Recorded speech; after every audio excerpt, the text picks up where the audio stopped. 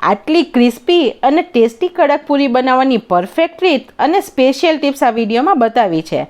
આ પૂરીને 15 દિવસ સુધી સ્ટોર કરીને ખાઈ શકીએ છીએ, પણ આ પૂરી બધાને એટલી ભાવશે કે ફટાફટ પતી જશે. વિડીયોને લાઇક આપી અને સબસ્ક્રાઈબ જરૂર કરજો. Happy cooking, enjoy eating. સૌથી પહેલાં આપણે 2 વાટકી રોટલીનો લોટ લીધો છે અને ગ્રામમાં જોઈએ તો 200 ગ્રામ છે. આને આપણે એક વાસણમાં લઈએ છીએ. હવે એક સ્પેશિયલ વસ્તુ ઉમેરીએ જેનાથી આપણી પૂરી બનશે ત્યારે એકદમ કડક અને ક્રિસ્પી બનશે. તો આ છે ઝીણો રવો. અત્યારે મેં 2 વાડકી લોટ લીધો છે તો 4 ચમચી આપણે રવો એડ કરીએ છીએ. 1 વાડકીએ 2 ચમચી રવાનું સાદું માપ છે. હવે આપણે એક મસાલો વાટી લઈએ. આ 1 ચમચી મેં અજમો લીધો છે. પૂરી સરળતાથી પચે અને સ્વાદ સારો આવે તેના માટે આપણે અજમો લીધો છે.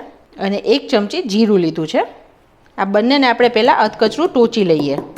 આવું કરવાથી જીરા અને અજમા બંનેનો સ્વાદ સરસ આવશે પૂરીમાં.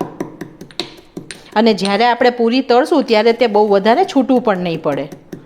હવે આ જે મસાલો વાટ્યો તે આપણે એડ કરીએ છીએ. આ 1 ચમચી સફેદ તલ એડ કરું છું. પૂરીને સારો સ્વાદ દેવા માટે 2 પિંચ જેટલી હિંગ એડ કરીએ છીએ. આ અડધી ચમચી કાશ્મીરી લાલ મરચું છે. પૂરીને પીળો કલર દેવા માટે આપણે અડધી ચમચી જેટલી હળદર એડ કરીએ છીએ. 1/4 ચમચી જેટલો મરી પાવડર એડ કરું છું. અડધી ચમચી સંચળ ઉમેરું છું. અને પોણી ચમચી જેટલું મીઠું ઉમેરું છું, કારણ કે આપણે સંચળ ઉમેર્યું છે, નહીં તો તમે તમારા ટેસ્ટ પ્રમાણે પ્લસ માઇનસ કરી શકો છો. હવે આપણે એક પેન લીધું છે અને ગેસની ફ્લેમ સ્લો રાખી છે. 2 ચમચા જેટલું તેલ એડ કરું છું. આ તેલને આપણે 1 મિનિટ જેટલું હુંફાળું જ ગરમ કરીએ છીએ. બહુ વધારે પડતું એકદમ વધારે ગરમ નથી કરતા. હવે આ હુંફાળા ગરમ તેલને આપણે લોટમાં મોણ તરીકે વાપરીએ છીએ. આ તેલ ગરમ હોય તેથી આપણે લોટમાં પહેલાં આવી રીતે ચમચીથી મિક્સ કરીએ છીએ. ડાયરેક્ટ હાથેથી કરીએ તો ઘણીવાર આપણે દાજી જવાય. હવે આપણે હાથેથી મિક્સ કરીએ. આપણે આ પૂરીમાં મુઠ્ઠી પડતું મોણ દેવાનું છે, તો આપણે હંમેશા તેલનું પ્રમાણ થોડું પ્લસ રાખશું. જો મોણ ઓછું હશે ને તો આપણી પૂરી ખાવામાં બહુ જ વધારે પડતી કડક લાગશે. આપણે તેલ અને લોટને એકદમ સરખા મિક્સ કરવાના, જેથી તે બંને એકબીજામાં ભળી જાય. હવે આપણે આ લોટને આવી રીતે મુઠ્ઠીમાં લેવાનો અને દબાવીને જોવાનો. અત્યારે તમે જોઈ શકો છો લોટ બધો ભૂકો ભૂકો થઈ જાય છે, તો હજી મોણ ઓછું છે તો આપણે થોડું મોણ એડ કરીએ છીએ. આપણે બીજું 1 ચમચા જેટલું મોણ નાખ્યું છે. આપણે આવી રીતે પાછળથી જરૂર પડે તો એડ કરી પણ શકીએ છીએ. તમે તેલની જગ્યાએ ઘીનું મોણ પણ લઈ શકો છો, તેનો સ્વાદ પણ સરસ લાગે છે. હવે તમે જોઈ શકો છો આપણે મોણ એડ કર્યા પછી હવે મોણ એકદમ પરફેક્ટ થઈ ગયું છે. હું તમને બતાવું. હવે તમે જુઓ આપણે જે લોટ બાંધ્યો તેનો શેપ બરાબર થઈ જાય છે. તમે તોડો ત્યારે તે તૂટે છે. પહેલાં જે ભૂકો ભૂકો હતો તેવો હવે નથી. તો અત્યારે આ પરફેક્ટ છે. હવે બીજી સ્પેશિયલ વસ્તુ કહું. આપણે જે પાણી વાપરીએ છીએ તે પણ નવસેકું આપણે ગરમ લીધું છે. એકદમ આપણે માટલાના પાણી કે આરોના પાણીથી લોટ નથી બાંધતા. આપણે હુંફાળું ગરમ નવસેકું કરી અને પછી લોટ બાંધશું. જરૂરિયાત પ્રમાણે પાણી એડ કરી અને આપણે કઠણ લોટ બાંધવાનો છે. અને લાસ્ટમાં હું તમને કહીશ કે મેં કેટલું પાણી વાપર્યું. હાથમાં આપણે આવી રીતે થોડું પાણી લેતા જઈ અને લોટ બાંધવાનો છે.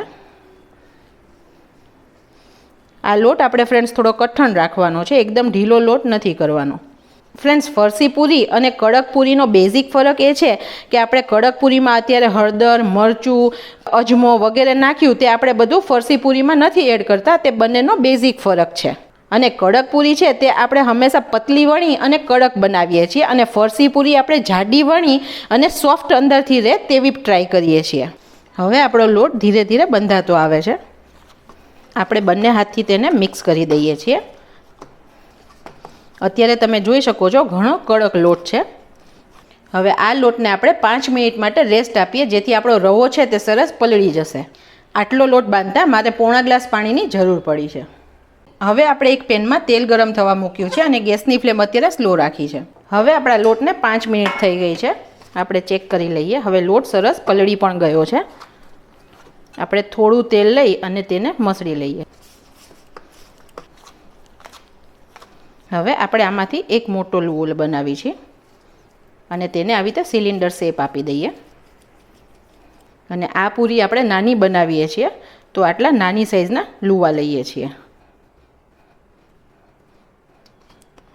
બધા આપણે આવી રીતે લુવા પહેલાં બનાવી દઈએ. આ પૂરી ફ્રેન્ડ્સ નાસ્તામાં ચા સાથે, છોકરાઓને ટિફિનમાં તમે ક્યારેય પણ ખાશો તો તમને ખૂબ જ ભાવશે. અને આ પૂરીની સૌથી સારી વાત એ છે કે તે 15થી 20 દિવસ સુધી આપણે સ્ટોર કરી શકીએ છીએ. આપણે બધા લુવા બનાવી દીધા છે.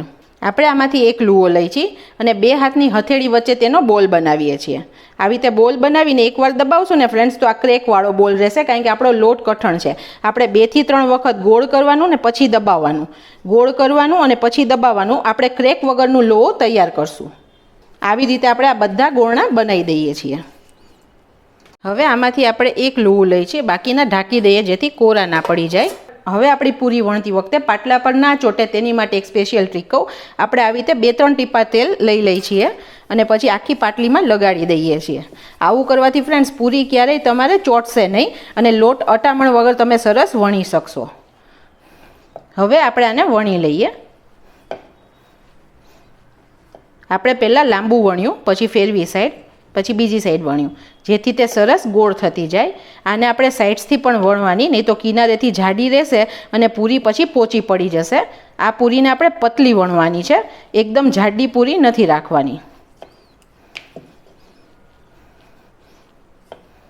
આપણે બધી સાઈડ્સથી તેને સરસ વણવાની છે. હું તમને બતાવું, અત્યારે આટલી થિકનેસની પૂરી આપણે બનાવી છે. હવે આ પૂરી ફૂલે નહીં તેની માટે આપણે કાંટા અથવા તો છરીથી આમાં આવી રીતે કાણા પાડી દેવાના છે. હોલ બનાવી દઈએ છીએ થોડા, જેથી તળતી વખતે તે બિલકુલ ફૂલશે નહીં. આપણે સરસ આવી રીતે હોલ કરી દીધા છે. હવે આપણું તેલ ગરમ થયું છે કે નહીં તે ચેક કરવા માટે આપણે આવી રીતે થોડો લોટ લઈએ છીએ અને તેને નાખીએ છીએ. તમે જોઈ શકો છો થોડી વારમાં તે ઉપર આવી ગયો. તો અત્યારે આપણું તેલનું ટેમ્પરેચર પરફેક્ટ છે. હવે આપણે સાઇડ્સથી પૂરી મૂકીએ છીએ. વચ્ચેથી પૂરી મૂકી તો આપણે દાજી જઈએ, તો આપણે આવી રીતે સાઇડ્સથી મૂકીએ છીએ. અને બહુ વધારે પૂરી આપણે એક સામટી નથી મૂકી દેતા, 4-5 પૂરી નાખીને તળીએ છીએ.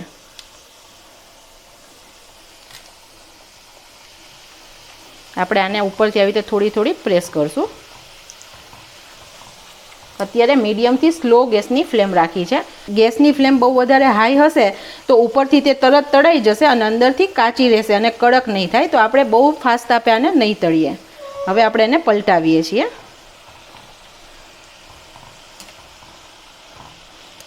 આપણે આવી રીતે થોડી પ્રેસ કરીને તેને તળીએ છીએ. આપણે તેને ગોલ્ડન થાય તેવી તળીશું. તમે જોઈ શકો છો આપણે જે કાપા પાડ્યા હતા તેનાથી બિલકુલ પૂરી ફૂલી પણ નથી.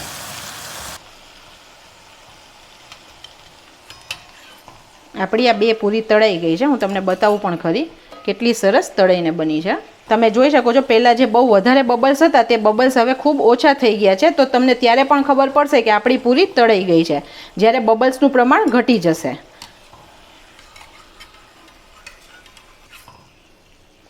બીજી પૂરીને પણ આપણે કાઢી લીધી છે.